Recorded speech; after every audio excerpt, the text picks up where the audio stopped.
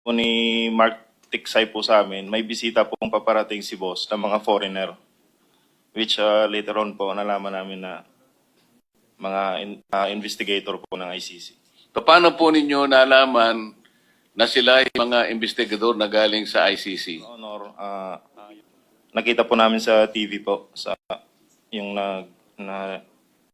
si Chantal Daniels nag-appear po doon sa TV po, then na ini-escortan po namin dito po.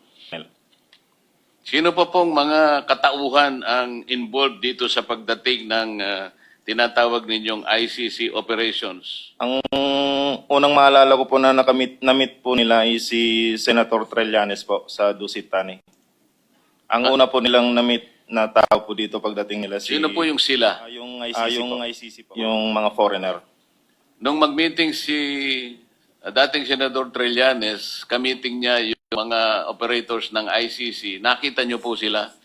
Yes, Your Honor, kasi nung paghatid namin doon sa closed door meeting po kasi yun sa Senator Trillanes po yung sumalubong sa mga foreigner. Ikwento ninyo kung paano nag-operate ang maleta dito sa mga tauhan ng ICC na nagpunta sa ating bansa. Your Honor, ako po si Bernard Tube. From Horizon po, nag-advise po si boss, magpapalit kami ng piso to dollar na 2 maleta. Bibili kayo ng US dollar. Yes, Your Honor. Dinala po namin ito sa Fairbank, Makati, Salcedo Village po. Dalawang maleta worth of 50 to 60 M po ang 60 laman. million pesos ipapalit nyo sa US dollar. Yes, Anong po. bangko sa Makati? Fairbank po yung building, Your Honor, 146 sa Salcedo. Hindi siya bangko, sir.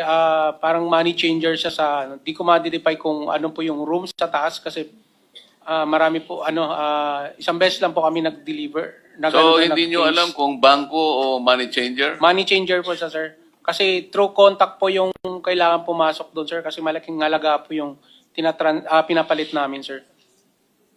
After nun, sir... Alam mo ba ang dahilan hindi sila dumaan sa bangko at sa money changer na lang dumaan? Siguro, sir, sa laki din ng figure po, sir. Hindi lamang yun. Yung pinaka-importante. Bakit hindi sa bangko siya dumaan? At dumaan siya sa money changer? Para hindi po matrace, sir, na ganong Ayun. malaki. After that, sir, palit na namin ng piso to dollar. So, isang maleta na lang po yung kapalit, binaba namin sa van. Then, Kanino nyo binigay? binalik namin sa Horizon. Ang narinig ko po, sir, ibibigay po to kay speaker. Yun na po siguro yung ka-meeting nila Kong, Senator Trillanes po.